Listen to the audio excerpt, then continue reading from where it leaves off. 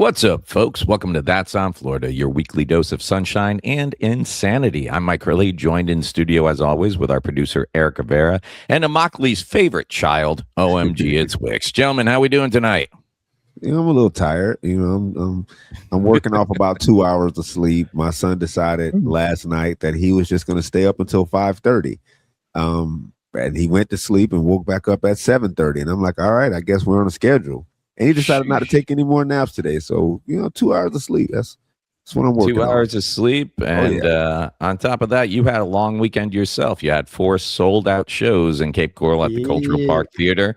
Yeah. And here's the thing about doing theater shows. I like them. They're big audiences. You do one show, though, and you're out the door. Something about 4 to 6 show weekends, they kind of take a little energy out of you, man. Yeah, it's by the time, like, when I'm in it, I don't realize.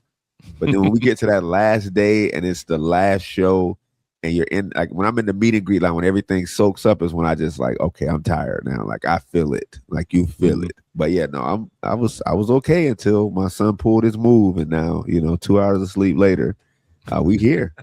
I'll say this. It was my first time going through Cultural Park Theater. I thought they got an amazing venue. The staff was above and beyond. Those people are on top of it. Everybody from the people working the doors to the working the box office, the sound crew, the tech team, they were just on par. They were amazing. Yeah. We did have some slight hiccups, though. We had a few hiccups there. Erick, you'll love this. Haven't been a theater guy yourself. The green room is, of course, backstage.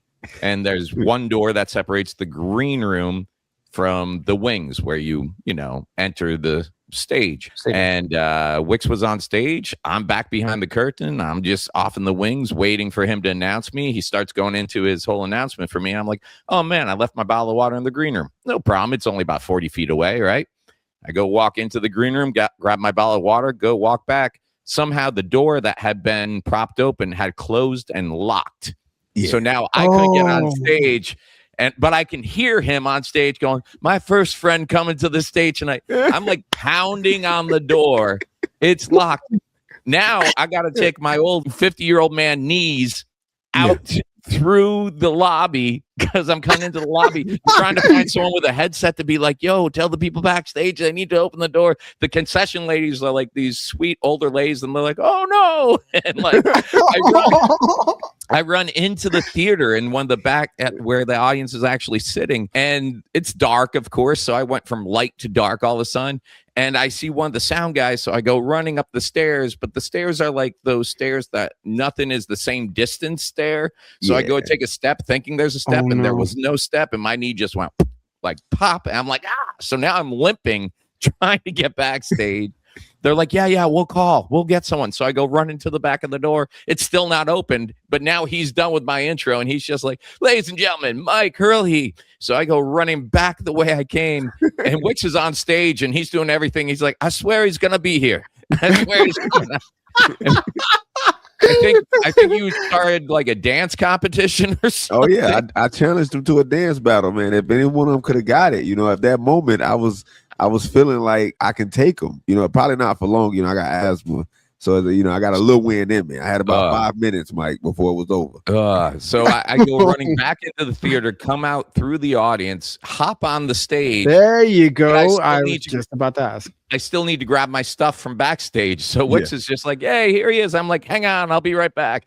I had to run behind the curtain and come back out.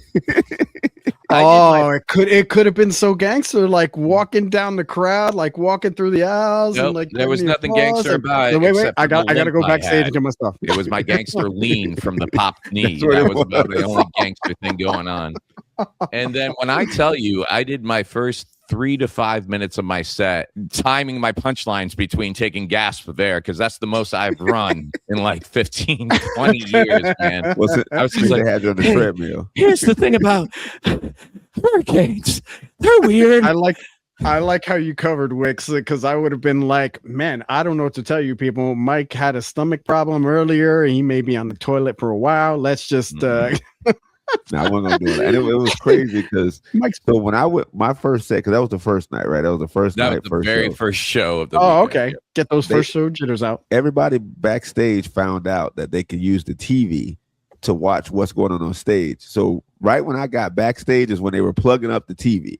So we're watching Myke's first set. So we see him out of breath as he's going through the beginning of his set. But the crowd was good. So we had the crowd was fire. They were great. So, and this was a special weekend for you because on that second show, well, you had family out on Friday night. Your brother came out, right?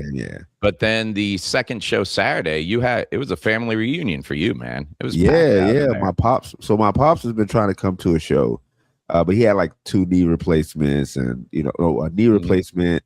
I think he had to have it replaced twice. Then he had to have both of his hips replaced. So he can't really travel far. He was supposed to come to Naples, but that didn't work out. So when we were in Cape, I'm like, "Oh, you're coming to this one." And so that was like his first time ever seeing me like do this. And then my sister, he loved it. He said, "Y'all are hilarious." He was proud of me because it was his first time seeing me up there like that. So he didn't like, how when they know you, they're like, okay, that could, but then when they see it, it's a whole different thing. And I guess the way that the people receive me, and the fact of how y'all look out for me, he was just so appreciative of us even having him there. He was like, "I got the VIP treatment." He like, "They had me backstage." He was telling everybody. So he came over my house that Sunday. He was like bragging that he got the VIP treatment, and he was just telling everybody. It was a good time though. And then we got to do the thing for my sister because I missed her graduation. We were in Port Charlotte doing the 6 shows. And I missed her graduation, which was tearing me up because it's my youngest sister. She's the last one.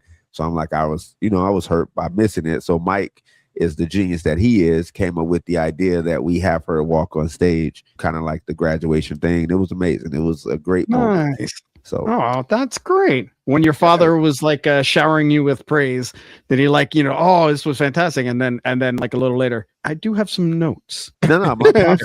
So it's funny. Like my pops is one of the nicest people in the world. Like he's very like positive. He's very like, okay, whatever y'all want to do. Like I'm like that, and Mike will tell you, like even when we do shows, they'll be like, hey, you want this, you want that, and I'll be like, nah, I'm all right. Whatever y'all want to do, I'm cool.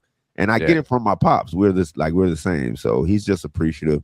He was just happy. Now my kids, on the other hand, a little bit different. They were like, "You're good, but we got to keep you humble." So you were all right. And I was like, exactly. Yeah, I was gonna say it's the most yin and yang friendship between Wicks and I, because I'm the one at the theater freaking out over every little single detail and like, come on guys, let's get on this. And Wicks is just like, hey man, whatever, it's fine, we're good, everybody's good. And then those are the relationships that work the best, man. The yin and yang of it, understanding, coming to terms with your part of it or that type deal, right? But that's what makes you guys effective and so good and able to sell out 6 shows in a weekend. You know what I mean? I kick people out. Wicks is outside going, don't worry about Myke. You go back in there. It's fine. That would be messed up. If you know what, Myke, I got you. I still got Myke back though. Like I still have his back. If he decides something, I'm like, I'm with it. Let's do it. That is true. True. There's been a couple of times when we get to a venue and I get there first and I'm trying to go over something and they'll be like, well, that's not going to happen for this reason or this reason and this reason. I'm like, well, it has to happen. We need that to happen. And then when Wicks shows up, they'll right in front of me look at Wicks and be like, so we were going over some options for this and this is what we think we should do. And Wicks is like, hey, whatever Myke says. And then you just see their faces drop like, oh, we tried to go around you and now here we are again. Right back. You better I gotta tell you, man. I thought Shar ran you and your life, but after I met your youngest daughter in Tallahassee. Yes. And she was awesome. She's still awesome. But what I found is when your 2 daughters, I met your oldest this time, when they get together, man, there's no winning. You're done. They are a powerhouse operating. Yeah. Dude, I was laughing all weekend. This guy goes out and crushes it. And he walked backstage like, hey, how'd I do? They're like, yeah, all right. Like, just, and then they're like, you did okay. We were rooting for Myke though. Yeah. That's what they said. They didn't get a picture with you. So they're sad that they didn't get a picture with you. So they said they're coming to I think Ocala, because they're only coming to Ocala not to see me perform, but to get a picture with you. That's what they said. We'll be back down in Naples soon. We'll be closer. but they want to travel with me now. Keeps it humble, you know what I mean? Yeah, they were great, and I felt bad because I'm like, oh, your oldest is she 16 now? 17. 17. Yeah. And your youngest is 15. 15. And when we first got there, I was like, oh, here, you guys, I'm not sure you're allowed to have them. You want some fire watches? And they automatically, before I even gave them, started thinking about all the buildings they could burn down. And I was like, okay, this was probably a mistake. They look like such sweet, caring young girls. And then all of a sudden they're like arsonists within 2 minutes. I just looked at Wicks. I'm like, should I continue down this path? Is this okay? He's like, yeah, it's okay. They'll use them at their mom's house. It's They just actually went. So they actually came here for a couple of days and then they're going to their mom's house. And so, yeah, they're taking them over there. So that's good. Well, all in all, it was a great time at the Cultural Park Theater. Also, quick shout out to some of these fans that just, of course, all the fans are great, but there's some that always stick out to you. There was one guy we met. His name was Chris the Book Guy. Do you remember Chris the Book Guy? He was wearing the shirt with all the Florida serial killers on the front. Yep. We met him on the meet and greet line. Great dude. Him and his wife, just very friendly and personable. And I woke up the next morning. I saw that he had tagged the show and us on his Facebook page. And it turns out he's got a bookshop out there in Fort Myers, right over the bridge at Flea Master's Flea Market. And I was like, I like books. So I had nothing to do in the morning before our Saturday show. Hopped in the car, about 30-minute drive. This Flea Master's Flea Market, huge place. And it's not like a regular flea market. They got like full-on indoor restaurants and shops. Oh, yeah. And like, Eric, you would love it. 5 different karaoke things going on in the middle of this place. Huge stage for live performances. 10 different vendors with soaps. I love me some cold processed soap. They had some really interesting. It was the perfect flea market because they had the stuff that people bought on like some Chinese trading company website and that were just selling in bulk. But then they had a lot of stuff that was like handmade. And then they had a lot of stuff that was just like, this came out of my grandfather's backyard. You want to buy it $15 or what? And I love that junk. Like, it's almost like poor man antique. I love it. So I went over there and Chris's bookshop over there. It's huge, dude. I was just impressed at the selection. I actually picked up a few books over there. I got Drew Carey's autobiography. I collect George Burns books. And they had one I didn't have of his about Gracie Allen. I picked that up, and it was like $6, dude. So yeah, ridiculously low prices. So go check out Chris the Book Guy over at Flea Masters Flea Market. He's in the Flea Masters Pavilion C15. And then Wicks, I think you'll remember this lady. Okay. She had a question at the show about her social media. She said she had been stuck at like 6,000 followers for the past year or so, and you gave her some great advice on building. Yeah, Stephanie. Yeah. So when we asked her, what do you do? She froze. Yeah. Because she said she was starstruck. And one of part of your advice to her was to find her niche and build on that. Yeah. So since then, she sent us a list of what she does. She is a pro shower singer, a ER ICU nurse, a homeschool mom, a travel junkie, RV warrior, a chocolate lab-aholic, and a digital creator. When I went to get her Facebook link, though, this is what I'm worried about. Her name is Stephanie Lynn, but her Facebook link is facebook.com/XGoCrazyOBabyX. So I think when it comes to branding, that might be an issue. Or I could be totally wrong. And like next year, me and you might be trying to get into theaters and they're going to be like, no, we can't give you the 15th. We got X Go Crazy Oh Baby X and friends that night already. Hey, you never know. You never know. But no, I followed her. I gave her a follow. So I'm going to check out what she does. And then I could give her a more assessed opinion once I get a few videos or a few post under my belt. That's the thing with Facebook is it's still like, I think I've been monetized for a while on my personal page. I made it a business page for comedy, but I think it was you had to get 10,000 to start getting some of the offers, I believe. Okay. But then our podcast page, before we even hit 5,000, they went ahead and monetized us just because we had a good traffic going to it. So yeah, it just all depends, I guess.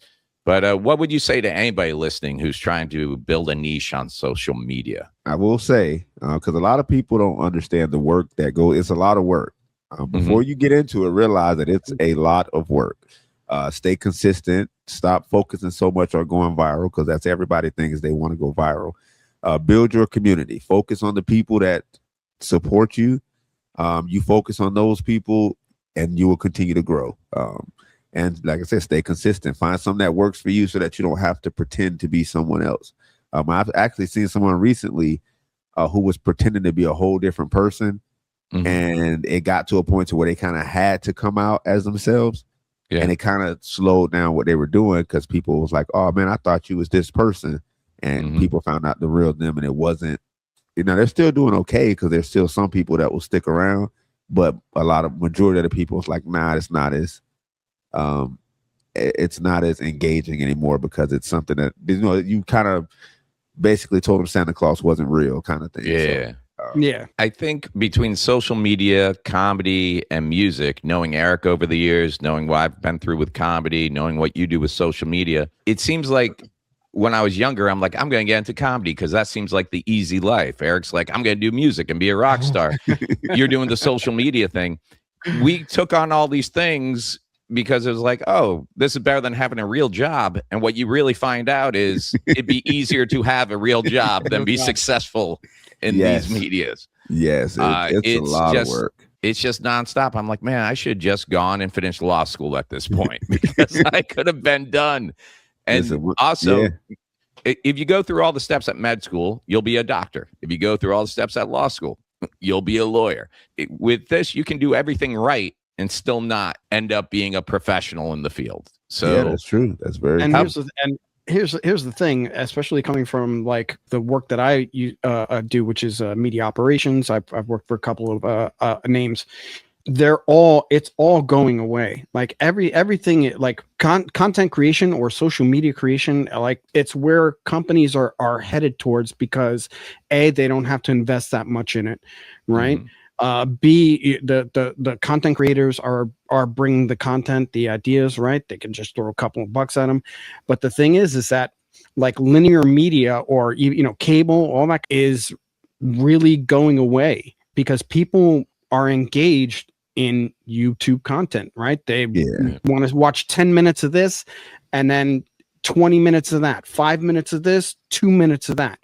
And because this is how stories are being shaped now, look at what happened on YouTube with Obsession, these movies that are coming out based right from YouTube content creators that are making 86 million in the box office off of a low budget YouTube movie, right? Because that's what the market demanded.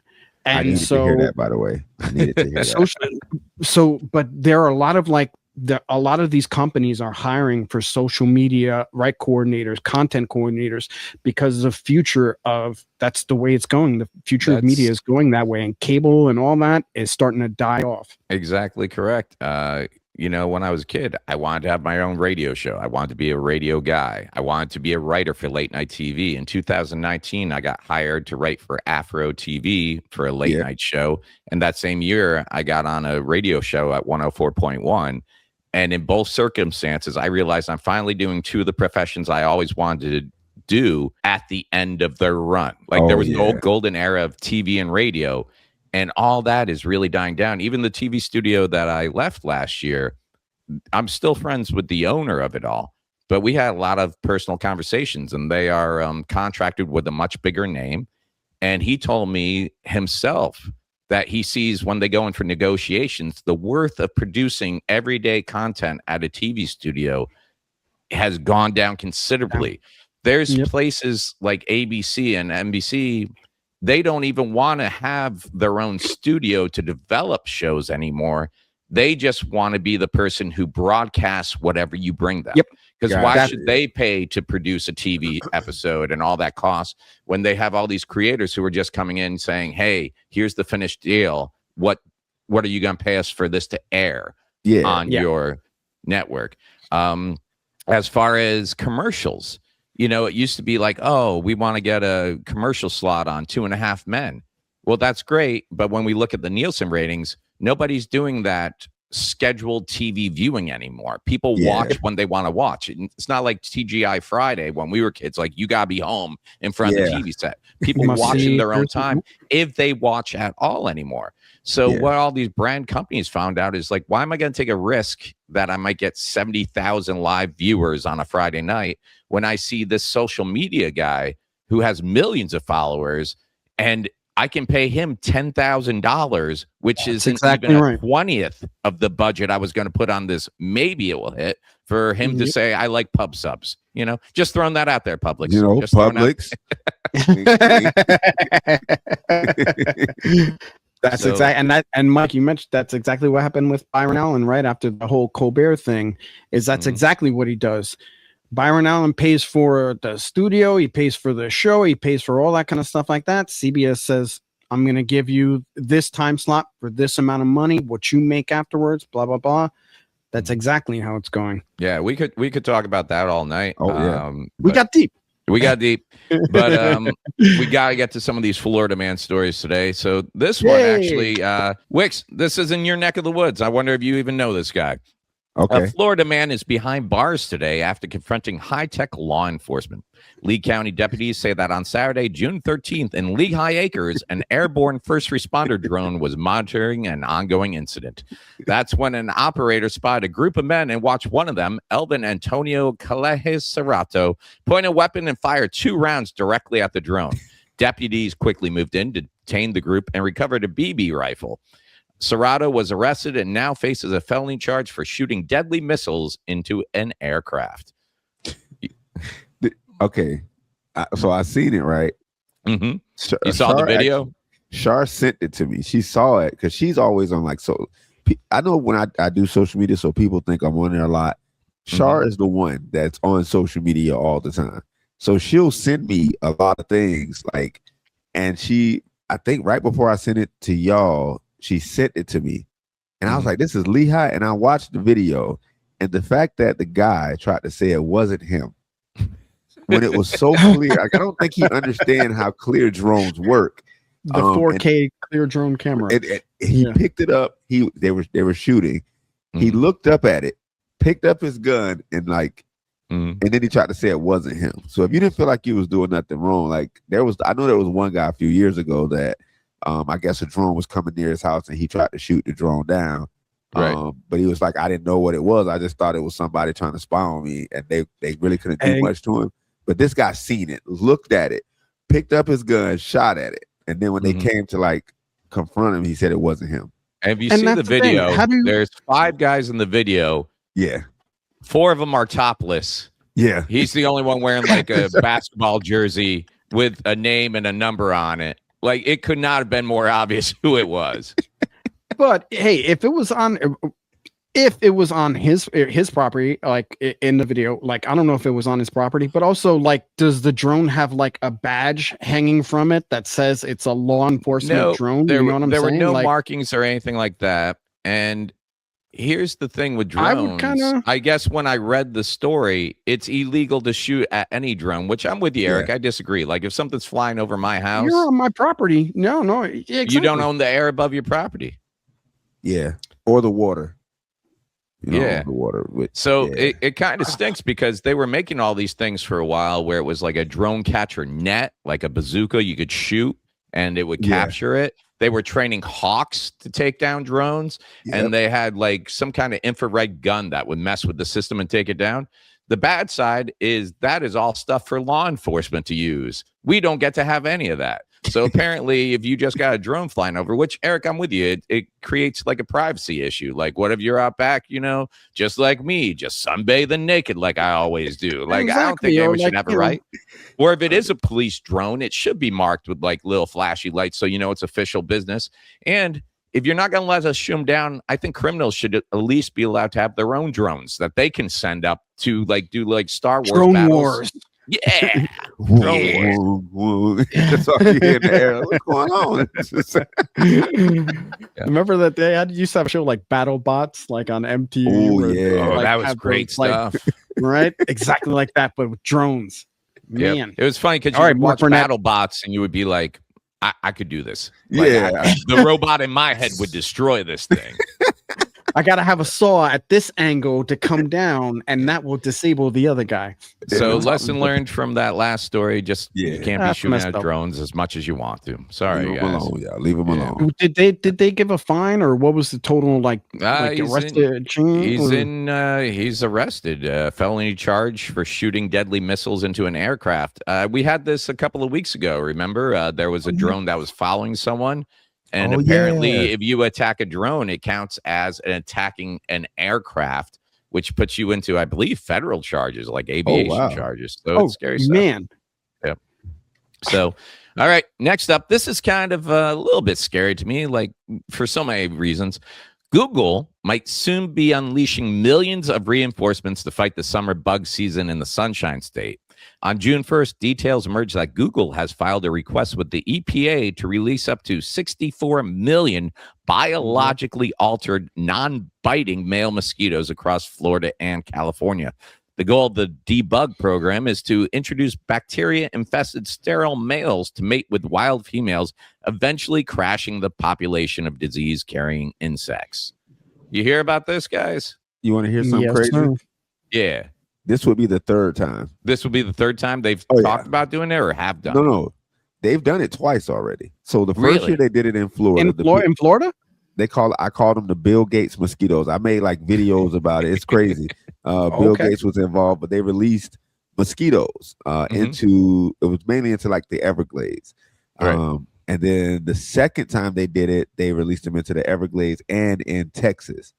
So I guess this will be the third time, which at some point, just realize Florida mosquitoes ain't going down. Like I get it, the fight, but now we're gonna create some. Like Florida already has 80 different species of mosquitoes. Now you're trying to create something, and I just have this thing that now they're gonna be giant mosquitoes out there, just genetic mutation. Like Ninja Turtles, how they grew the ooze, and then now we're gonna have these mosquitoes out there. They're gonna have swords and everything. I don't want those problems. So, and that's kind of what's in my head here. Like we're releasing these because only the female mosquitoes are the ones that bite you and suck your blood, right? Yeah, kind of like female humans. No. So let's dive in on that one. Yeah, just draining the life from. Never mind. I'm sorry. I'm going down the wrong road here. But I feel like Florida mosquitoes. We're gonna have the one mosquitoes that the Florida mosquitoes are just so strong. They actually turn the non-biting male mosquitoes into biters. We mess with Mother Nature, and now rather than just having one sex of mosquito chewing us up every day, we have these genetic alterations just flying around. Now we're getting bit by both sides of the spectrum. And I feel like the babies are going to be even because they're like, they're fertile, they're not fertile. And then the next thing you know, they start having these babies, but the babies are like immune to everything. Like, first of all, bug spray doesn't even work with these mosquitoes. There's not really a lot that you can do to stop them. So now I feel like they're going to give them a superpower. We're going to have super-powered mosquitoes down here, which is going to create another problem. That's what I'm gonna roll with. I think the couple of times you were talking about, Laura, like I remember like West Nile was like a couple of years back was like the thing, right? Like some people in the US contracted, cases of West Nile or whatever. I get I guess science behind it as far as trying to, you're not killing them. You're just, their offspring are going to be, have this bacteria in it. And so this way they can't spread even further because mosquitoes' lives don't last that long anyway, blah, blah, blah. I get a little bit of the science that's behind it, but that's exactly right. It's like, when we think nothing can go wrong, right, something goes wrong. When you mess with Mother Nature always ends up winning, right? And also, this is Florida. Nothing goes as planned. That's the motto. Right. Is there any benefits? Like I know whenever you talk about bees and wasps and things like that, someone always comes out and goes, oh, well, when you actually think about the cycle and the circle of life, this and this and this, is there any benefit of if we reduce the number of mosquitoes in Florida, is there anything in the food chain that's going to be like suffering from that? I mean, dragonflies, I think bats, but I don't even think they mess with these Florida mosquitoes. These Florida, especially when you get down to the Everglades, they bite through jeans. I've never I did when I went to the Everglades. We went on like a night swamp buggy tour. Well, it was like a Jeep tour at night. And listen, when I tell you these mosquitoes were biting through jeans, Like you have on jeans and they're going through it. And I'm like, how do y'all go through it? Y'all are just bugs. But then again, it's the Everglades, so it's a whole different thing. But I don't know the benefit. Like I know bees, they're pollinators. You know, me being a gardener now, I get excited when I see the bees in my yard. I'm like, oh, the bees are here. You know, everything is safe because then they pollinate my flowers out there and my plants. But mosquitoes, I don't know. I don't know. All we can do is sit back and watch and wait. Let's see what happens. So our last story today, this takes place in Melbourne, where we'll be in October for at least one weekend of sold-out shows. Can't wait. A Central Florida traffic stop turned into a bizarre roadside legal drama on Thursday, June 11th. West Melbourne police pulled over a vehicle late at night and were in the process of arresting the female driver after discovering undisclosed drugs inside the car. That's when 30-year-old Derek Shawfis, who only knew the driver through a mutual friend, arrived on the scene in a suit and tie, claiming to be her attorney. Shawfis vigorously debated probable cause before deputies discovered he was faking his entire rebar certification. He now faces a third-degree felony for impersonating a lawyer. I love Florida. I gotta say that's probably the most Florida story of the day. Cops pull over a girl. She's got drugs in the car. She's like, let me call my lawyer. Calls a mutual friend of a friend. He shows up in a suit and thinks that's going to be enough to put this traffic stop to an end. I have something to admit, y'all. Yeah. I've never done this. That's not where I'm going with this. So I watch a lot of police body cam footage. Like that's my new thing. Like every year I go through a thing. This is my live PD.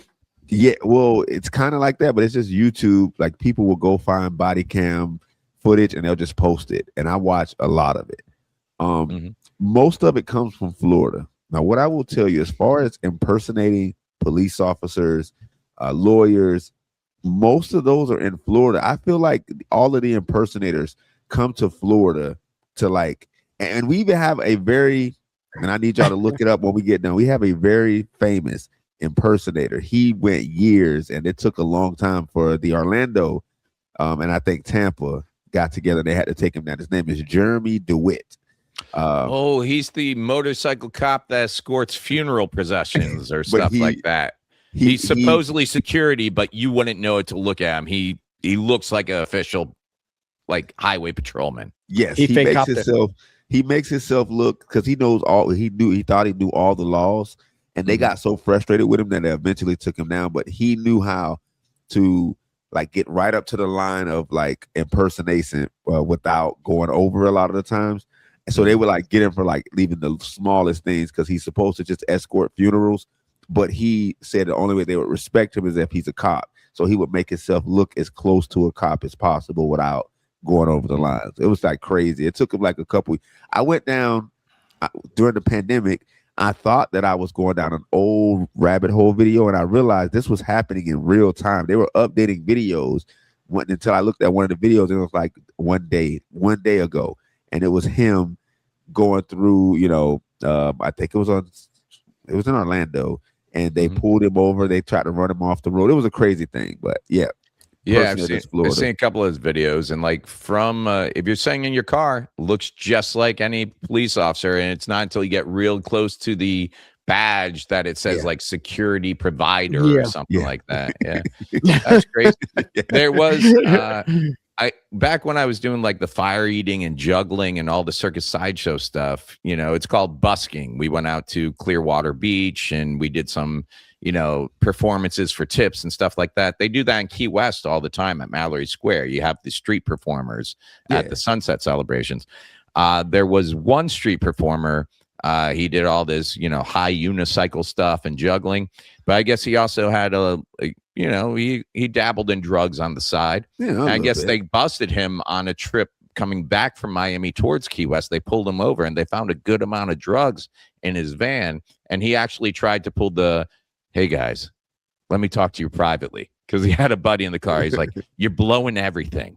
I'm FBI. Undercover. This is all undercover. I'm doing a deal with the DEA right now. You guys are going to ruin all this. Like, seriously, tried to pull the, like, you see that happen in movies all the time where the stupid local cop goes, oh, man, I'm sorry. I didn't mean to interfere. Like, yes, it works in movies. If you tell the cop you're a lawyer, oh, God, they're 100% going to look into that. If you tell the cop you're with the DEA, guess what? You ain't going nowhere. They're going to figure this out. All right. It's not like back in the day. Like, back in the day, they probably, because it's kind of hard to check. You know, there wasn't no internet or anything. Nowadays, it's a phone call or just pull up some information. So, I know with the lawyer, you can pull up their bar information, right? Because there was somebody that faked like they were a lawyer. It's a few clicks away. I got into like the whole sovereign citizen stuff. It's amazing. Yeah. It's amazing stuff. And one pretended to be a lawyer.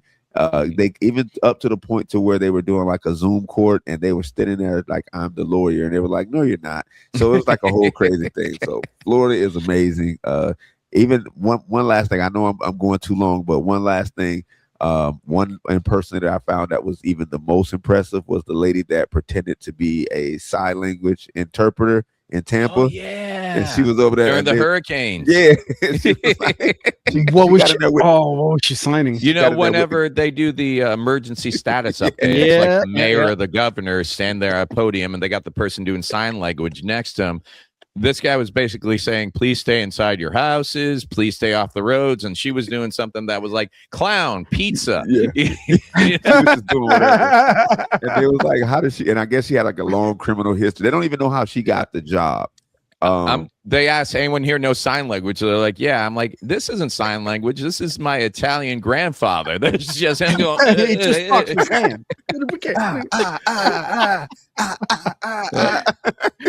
So that's our Florida man stories for the week. Now I know we are running short on time here, but Eric, I think this is probably the most beneficial quiz we're gonna have, because when you said, hey, I want to do this kind of trivia next week, I thought, man, that's ridiculous because I drive every day, but I don't think I'm going to pass this test because I only know how to drive. For me, which I need to state right now, is the only way to drive. I drive correctly. Everybody else drives wrong. That's so, Eric, why don't you tell us about what you got for trivia this week? Well, we got such a great response about what was it in episode 3 that we were talking about, driving with the hazards on in Florida during the rain. And so many people commented on that clip, and it was like, oh my God, okay, everybody's really passionate about, Florida highway safety. And then so many people were surprised to find, they're like, it's illegal. And nope, it's been legal since 2010 or 2020 or something like that. So yeah. So now it's, even if you are driving, maybe you're not aware of some of the updates. So this is the current Florida driver's license test. Eric's going to hit us with this. And if you're listening and you're part of the DMV, this is all fun and games. Wix and I might sound like we don't know what the answer is, but we know. We're just playing around. Just make sure good listen. Yeah, trust us. All safely, always 3 under the speed limit, me and Wix. Yeah. 10 and 2. They are ready to suspend your licenses, gentlemen. All right, let's get into it, Eric. Florida driver's test. All right, let's start off with a warm up or something a little easier, right? All right. So the first question is, what is the standard speed limit for cars in a residential area unless otherwise posted? Is it A, 25 miles an hour, B, 30 miles an hour, C, 35, or D, 40 miles an hour? All right, C. So you got 35. Yeah, I'm gonna roll with it. I just feel like I'm wrong, but I feel it. I'm gonna go 25 unless otherwise posted. You're gonna go with A. All right, so gentlemen, unfortunately, both of you are incorrect. Already failing the first. This was supposed to be like the easy one for you guys. Oh, we're going down there. It is B, 30 miles an hour apparently. But Myke, in the state of New Jersey, is 25. So. I'd still rather live in Florida. I've been to Jersey. So I'll just stay here. But technically, we could go 5 over. No, I'm just joking. I'm just joking. Yeah. I said 25. I'm actually thinking we're safer than we are. So, but yeah, all right. So I add 5 to anything. So that's 0-0. 45 was 50. So 0-0. I got you. All right, guys. All right, here. All right. Question number two. Let's a little bit. We'll be all right. If you triple the speed of your car, what happens to the force of impact in a crash? A, it triples. B, it increases 6 times. C, it increases 9 times. Or D, it stays the same. I mean, either way, you're dead. So yeah, I don't even know why we're arguing over it. I don't think if I go into a semi at 6 times or 9 times, I'm a pancake. You know. Either way, you're not making it. It's not going to matter to you. But I'm gonna go B. It increases 6 times for Wicks. What about you, Myke? Okay, I'm gonna go. What was the highest one? It increases 9 times. Yeah, let's go with that because that seems like what you're going to put on a test to scare some 15-year-old into going, oh, well, they won't do that. That depends. If you're going 5 miles an hour and you're going 9 times, you'll be. If a train leaves Washington, whatever, what you got? Wow, I hate this. Well, you know what? The lucky guess for you, Herlihy, that is correct. It increases 9 times. 9 times. When you explain your logic, Myke, I was like, that makes sense. Got to scare them up. Got to shake them up. It's the fear. It's the fear. All right. There you go. All right. Here we go. All right. Next question. If a school bus stops on a divided highway with a raised median barrier, what must traffic in the opposite direction do? A, stop completely until the bus moves. B, proceed with caution without stopping. C, slow down to 10 miles an hour. Or D, honk to warn pedestrians. Okay. First of all, I'd like to come out publicly and say I'm against divided highways. It is 2026. It's time that all highways just came together. Who cares about northbound, southbound, east? We're all highways, man. We're all highways. Are we not all black underneath the yellow lines?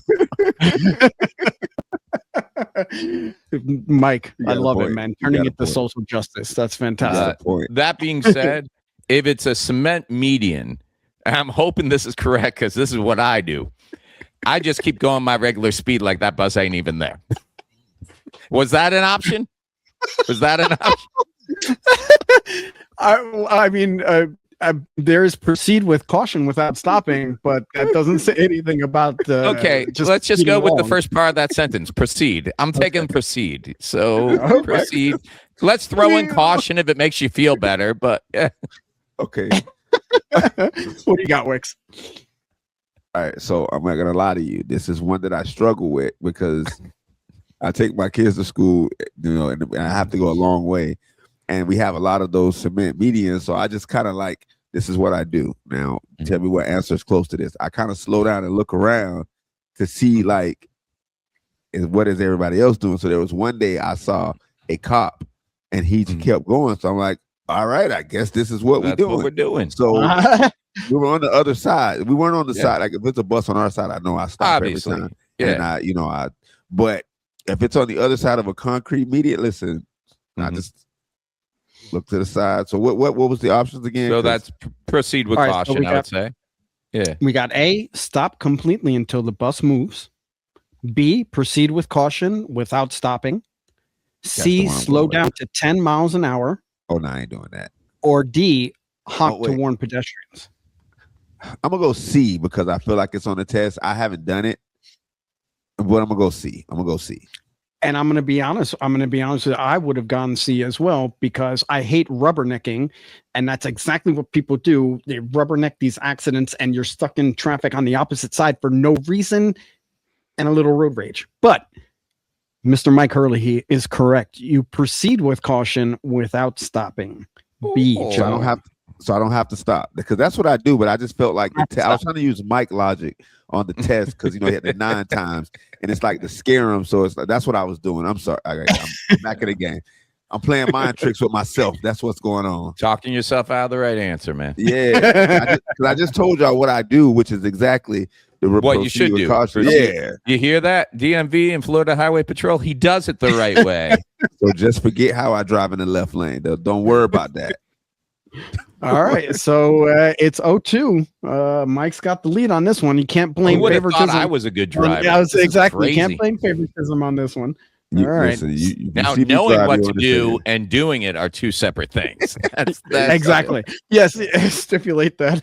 Yeah. All right. Question number 3. You are driving on a 2-lane road and you want to pass a cyclist. If Okay. there's oncoming traffic, what must you do? A, squeeze past the cyclist by staying as close to the center of the line as possible. B, honk your horn to the cyclist to get off the road. C, maintain your speed and drop back to create a 1-foot buffer. Or D, drop back, wait for oncoming traffic to clear, and then pass, giving the cyclist at least 3 feet of clearance.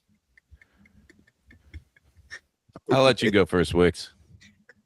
Okay, so I know D is the right answer, but sometimes, you know what I'm Again, leading not by example. Because sometimes they be tripping. Like most of them are cool. You know what I'm saying? They don't bother you. You don't bother them. They kind of move to the side. Like I've had some that will go like onto the side. You know, if the traffic gets too crazy and they're holding up too many people, the sidewalk is clear. They'll go to the sidewalk just to let traffic clear because if they're coming both ways. But some of them, I feel like they slow down. So I like. Yeah. I like to get really close and make them nervous. Not Let's just say they know my horn. You know what I'm saying? Like they know the horn. See, and then I pass by them and just. I'm with you on this, Wicks, because I know that 3 feet rule. I've heard that so many times, so I gotta imagine that's correct. Like you wait till you can give them 3 feet of safety. But my whole thing is, I'm so tired of seeing the share the road with cyclists. We all need to share the road, but how come the cyclists don't share the road with us? Because it seems like I get cyclists that are doing they intentionally don't get to the right. They'll take up the center of the road, or they'll be going back and forth almost like the pace car at NASCAR. Like, you're not here to slow me down. And if we're really obeying all the same rules, how come they never stop at stop signs? How come they don't have to come to? Yeah. I was just, well, they are supposed to. Are they? They're supposed to follow all the traffic laws. So they're just going to pick and choose what laws I have to follow, but then they're going to be out there like a madman on 2 wheels. Mike, we're here together. This is why we're friends, because I knew, you know what I'm saying? Like they pick and choose with, like, so you don't got to stop at the red light, right? Because you don't want to. You got to use the crosswalk because now you're a pedestrian. But then when it's time for, you know what I'm saying, what's ever convenient for you, and it don't work like that. You either out here riding with us or you not. You know what I'm saying? So I'm with you. I know D is the right answer, but I didn't post it because the video ain't that great. But me and the boys had gone out for lunch the other day, and when we were driving home, there was a guy on Cimarron riding his bicycle with no hands on the sidewalk, dribbling a basketball on each side, and he was nailing it. As impressive as that was, if I was driving down the road with my Rogue, dribbling a basketball out the window, am I not getting a ticket? But you say he was on the sidewalk, right? And which apparently they're not supposed to be on the sidewalk. No, I'll tell you this: I would prefer they be on the sidewalk. Yeah, I really would, because they'd be out my way. You know, exactly, because I got places to be, even when I don't have places to be. Do you see that guy on Instagram, the New York bike rider who just drives through New York City in the bike lane, yelling at everybody in his bike lane? And sometimes it's justified. I'm like, yeah, that guy shouldn't be there. And sometimes I'm just like, man, I would so stick something through your spokes. You just we have a crosswalk guy here in Fort Myers, and that's all he does is walk across crosswalks. And if people try to make that right turn before, like I've seen it to where a car had enough room. He'll literally like jog because he's walking. He'll jog up just to make sure that they don't go. Like he's trying to cause some controversy. He's trying to get that money. Trying to get that. I'm like, if you ever see my car, and now he wants to post it as content, and I'm like, if he ever sees my car, because I've seen him near where I go, like I'm just gonna warn him. I think I commented, if you ever see my car, avoid it because I'm going. There's a woman in Port St. Lucie, Florida, who, back to the school bus thing, she picks up her kid every day, but that's not a divided highway. It's one where you should be stopping or slowing down. Yeah. And she posts it every day, and you see these people just zipping by the school bus, and then the cops hang out and chase them down. Yeah, man. Be careful out there, guys. All right, so I think we both went with the 3-foot rule on that one, Eric. We went far with that one. You both went with D, We felt which that. is which is correct, gentlemen. It is Yay. D. Drop back, wait for oncoming traffic to clear, and then pass, giving the cyclist at least 3 feet of clearance, which we all agree we won't do anyway. But I don't live in Florida, so it's right. Yeah. When it really comes down to it is if you look like a cool biker who's trying to appreciate there's a car on the road, I'm going to respect you. But if you're like popping wheelies and swerving back and forth, I'm like, we're about to see how much 2 tons does with, your aluminum frame. all right. So that makes it 1-3. That's right. Even though, all right. It's over. Again, so I think, again, we're only doing like 5 questions, and this is like a 50 question, right? I think is like 50. So you're right. It's okay. All right. So this is the last question. We can make it that absolutely last question. That's the last question. All right. So I'm gonna pull the all or nothing card. I'm feeling a little bit cocky myself this week. So yeah. So if Wicks gets this one. We'll call it a tie. If Wicks gets this one, we'll call it a tie. Deal. All right. Okay, here we go. You must use your directional signals at least how many feet before making a turn? Is it A, 50 feet, B, 100 feet, C, 150 feet, or D, 200 feet, gentlemen? Okay. I'm going to go with the test. So the answer is B, right? Mm-hmm. But what I do is normally I'm forgetting where my turn is. So it's more, and plus you got to hit them with the surprise. You turn your blinker on, the person next to you is going to speed up. So I got this move called the surprise, which means I get enough room to where I know I can get over. And because of the cars make you turn on your blinker.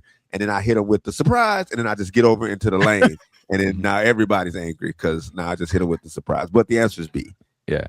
My question to you, Eric, is what's a turn signal? What do you mean? What's a directional signal? I said directional. Yeah. It's a trick question because we don't use them. So it's like all these. Yeah. It's the new car is trying to force you now, but it's like, I'll fight you. Like you're fighting with the steering wheel because it's trying to not let you go over. You're like, chill out. There's a video on my Instagram we made during COVID, and I go out to my car and Ollie's in the driver's seat. And I think he's like 7 or 8 at the time. And I'm like, what are you doing? He's like, I'm driving. I'm like, you don't know how to drive. He's like, yes, I do. I'm like, where's your steering wheel? He's like, right here. I'm like, where's the shifter? He's like, right here. I'm like, where's the gas? He's like, on the right. I'm like, where's the brake? He's like, on the left. I'm like, where's the turn signal? He's like, Dad, it's Florida. Nobody uses turn signals. And I'm just like, all right, that's fair. Wait up. I'll get it. Let me get my shoes. All right. So I'm going to go with 50 feet unless you're over 80, because then for some reason you have your turn signal on from the moment you leave your house to the moment you get to your destination. You put on your turn signal and you're just like, it was on. I'm like, it was the right one. You went left. It's still a turn signal.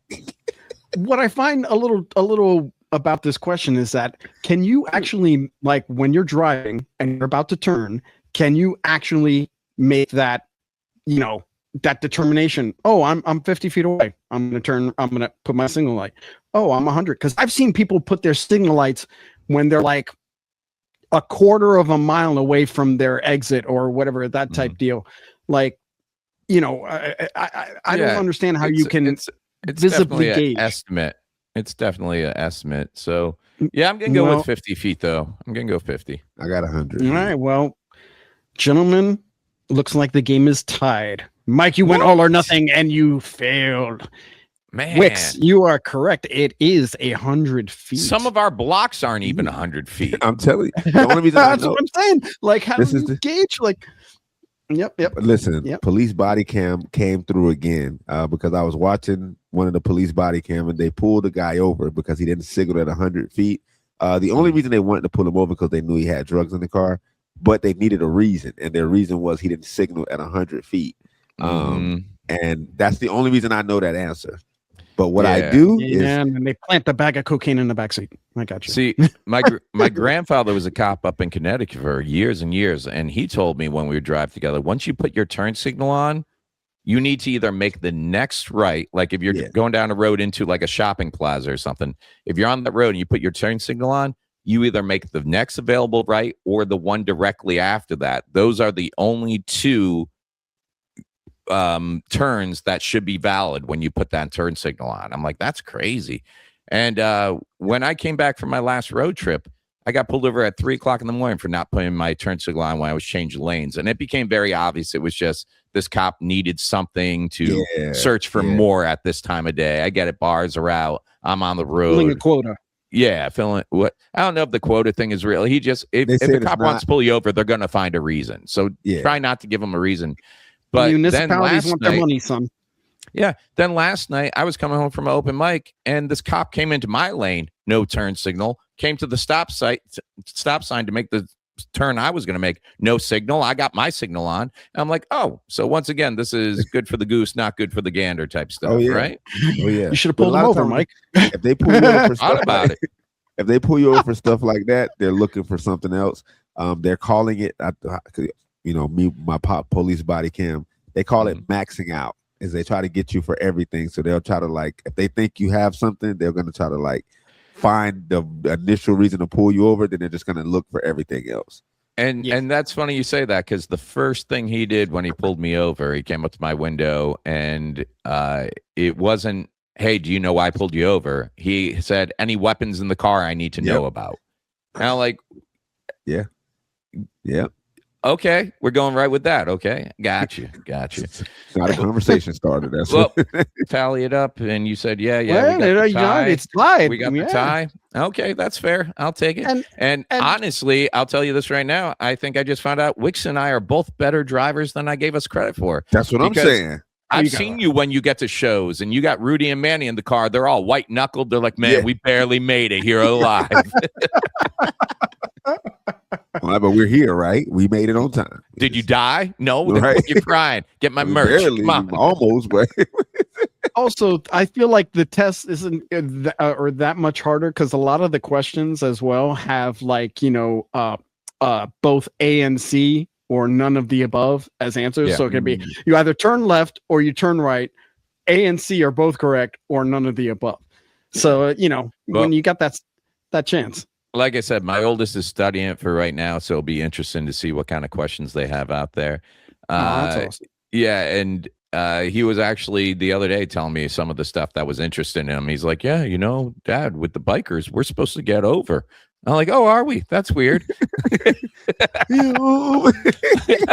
They coming up with these new laws all the time. So that one, like, I feel more concerned that he's reading and studying for this test and realizing everything I do is not correct. That's what they do. That's what they do. Now they're looking at you like, listen, you just passed your test. I passed mine already. Like, Dad, do you know you're only supposed to use the horn in emergency situations? I'm like, well, look, I paid for it. I'm going to use it. All right. And if you don't test it out daily, multiple times, how do you know it's going to be working when you really need it? Right. Exactly my point. Yeah. Your logic is sound. Well, I believe this week we are in Wesley Chapel, Florida at Side Splitters. We have 4 sold out shows, 2 Friday, 2 Saturday. And the only reason we're going to Wesley Chapel, Florida, as much as we want to perform there, why don't you tell them the real reason we're going to Wesley Chapel, Wicks? They got the Publix with the burrito bar. Like, that was the deciding factor. They got a pizza bar, they got a wing bar, they have a burrito bar, they have a ramen bar, and they have a popcorn bar. So Wesley Chapel, if you didn't manage to get tickets to the show, there's a good chance that Saturday afternoon you can check out Wicks at the Publix Taco Burrito Popcorn Bar. I was just there when I went and did the show at the Villages, the award show. I stopped by that Publix, so I was there. All right, go ahead, Myke. My bad. I'm done. No problem. The week after that, we're going to be in Ocala, Florida, at the Ocala Civic Theater. I believe there is only 1 or 2 tickets left each night. They're the ADA seats, but they open them up the week of for general admission. All our other shows coming up. We got some huge stuff going on. Lakeland at the Polk Theater. We have 1,300 out of 1,400 seats sold for there. Pensacola, Panhandle, come on out. We are at the Sanger Theater in August. Other than that, go to Omgitswicks.com. Check out all our dates. On behalf of myself, Myke Herlihy, our producer, Erick Rivera, and the one, the only Mr. Omgitswicks, thanks for listening. Thanks for all the new listeners, and we'll talk to you next week.